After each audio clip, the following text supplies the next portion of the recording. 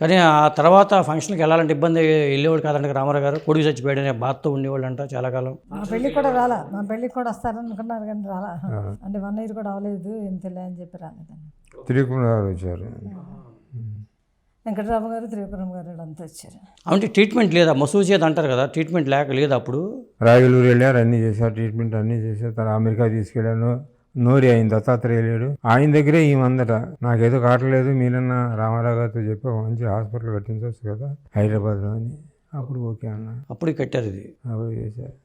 ఆమె సలహానే బసవతారం గారి సలహానే. వాళ్ళ క్యాన్సర్ హాస్పిటల్ అంతా ఆ సలహానే.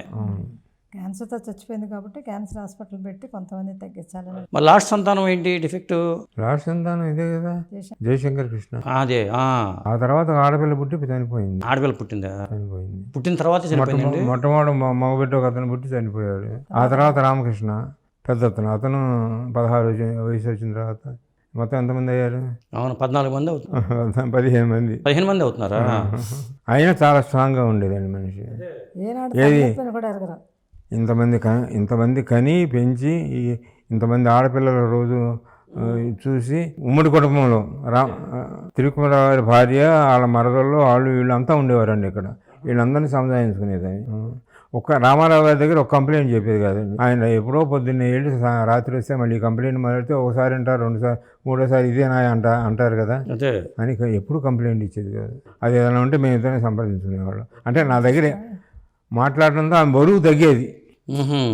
అదే కొంత రిలీఫ్ ఉండేది.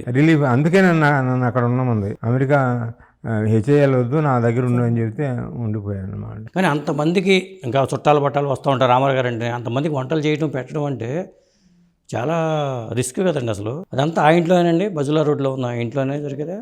ఆ ఇంట్లోనే. తిరుకుమరావు అక్కడే ఉండేవారు. రామారావు గారు హైదరాబాద్ వచ్చే వరకు ఆయన కూడా ఆయనకి 4 మరలు ఉండేవారు. ఆ 4 మరలు కూడా ఇక్కడే ఉండేవారు. చూడండి, వాళ్ళు పెద్దవాళ్ళు అయ్యారు. చూడండి ఎన్ని గొడవలు ఉంటాయో. అయినా ఏమి లేకుండా ఆయనకి ఏం తెలవనిచ్చేది కాదు. చాలా ఓర్పుతో సిస్టర్లు ఉన్నారు. ఆ రేడియేషన్ ఇవ్వటం వల్లనే వచ్చిందండి ఆమెకి. నేను పైకి ఎక్కితే మీరు రొప్పుతుంటే ఎందుకు పనికి వస్తారా మీరు, నేను చూడని ఒక్క చాలి కూడా ఉండేది కదా ఆమెకి. అట్లా అంత స్ట్రాంగ్గా ఉండేవారు. పిల్లలు ఎవరంటే ఎక్కువ ప్రేమ చూపించేవాళ్ళు బసవతారం గారు? అదేమీ లేదు, అందరూ ఒకటే కదా. అందరూ ఒకటే. కానీ బాలకృష్ణ గారిని ఎంకరేజ్ చేశారంటే డౌట్? అదేమీ లేదు. ఆర్టిస్ట్గా బాగుంటాడు. బిఎస్ సుబ్బారావు గారు కూడా ఓకే చెప్పారని చెప్పి ఓకే అందాం కూడా. బిఎస్ సుబ్బారావు గారు డైలాగ్ డెలివరీ 1 month ట్రైనింగ్ ఇచ్చాడండి బాలకృష్ణ గారుగా. బిఎస్ సుబ్బారావు గారు కూడా కాకినాడలో ఉన్నప్పుడు ఆర్టిస్టు, ఆయన సినిమా ఫీల్డ్కి రాకముందు. కాబట్టి బాలకృష్ణ 1 month ట్రైనింగ్ ఇచ్చాడు డైలాగ్ డెలివరీ అంతా. ఎవరన్నా పక్క ఆర్టిస్టు బాలయ్య ఈ డైలాగ్ ఇక్కడ చెప్తే బాగుంది అనుకుంటా అంటే వెళ్ళి డైరెక్టర్ గారితో చెప్పండి, ఆయన ఓకే అంటేనే మారుస్తాను అనేవాడు. ఆ వయసులో, చిన్న వయసులో 12, 13 అంతే కదా. డైరెక్టర్ గారు చెప్తేనే చేస్తాను, తప్పితే ఆయన ఏది చెప్పారో దాని ప్రకారం చేస్తాను. లేదు మీరు చెప్పేది బాగుందని మీరు అనుకుంటే ఆయనతో చెప్పండి, ఆయన ఓకే అంటే నేను చెప్తా చెప్పి. రామారావు గారు చిన్నప్పుడే బాంబే వెళ్ళారని తెలిసిందండి. ఎందుకు వెళ్ళారు అప్పుడు? మాకు బంధుత్వం ఆయన బట్టల వ్యాపారం చేస్తూ అక్కడ ఇరుక్కుపోయాడు. ఇదిలో కేసు ఆయన మీద పెట్టారు అక్కడ. ఆయన అక్కడ ఆ కేసు ఈయన మీద, ఈయన తరఫున ఆర్గ్యూ చేసేవాళ్ళు ఎవరు లేరు అక్కడ. ఆయన జైల్లో పెట్టారు. అప్పుడు ఆయన భార్య వచ్చి వెంకటరామ గారి దగ్గర మొత్తుకుని బెజవాడలోనే ఉండేవారు. అరే అబ్బాయి ఏంటో చూడ మామయ్య అనేవాడు. మామయ్య ఇట్టమన్నాడు అంటే వెళ్ళిపోయారు. 16 సంవత్సరం ఆయన ఉండే చోట దగ్గర నుంచి అడ్వకేట్ గారు ఇల్లు 10 మైళ్ళు అటండి.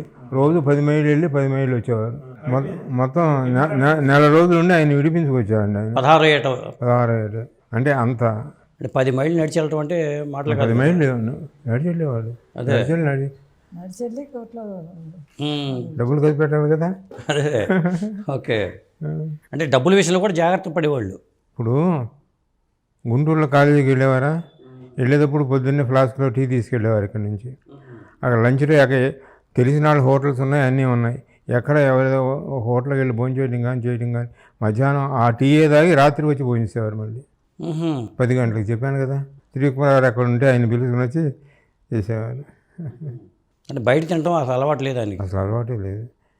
స్టూడియోలో ఒకనాడు భోజనం చేయటం కానీ కాఫీ టీ తాగటం కానీ ఒక్క బ్లాక్ టీ ఒకటే తాగేవారండి ఆయన. ఇంటి దగ్గర నుంచి కూడా మంచినీళ్ళు తీసుకెళ్ళేవారు.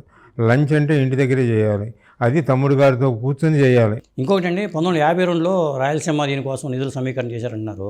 మరి నిర్మాతలు గ్యాప్ వస్తే నిర్మాతలు నష్టపోతారు కదా సాధారణంగా. అదే అందుకే కదా 3 షిఫ్ట్స్ వర్క్ చేశారు.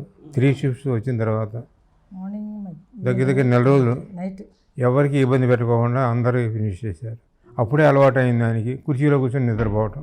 మా పిక్చర్ల విషయమే ఫ్రీ చేస్తే చూసి వెళ్ళి చెప్పాలి ఆయనకి. చెప్పకుండా ఉంటే కాఫీ ఊరినే వస్తుందా మీకు అక్కడ ఇవ్వడానికి అనేవారు. అది అంతేగాని బయట వాళ్ళ పిక్చర్స్ ఎప్పుడూ అడిగేవారు.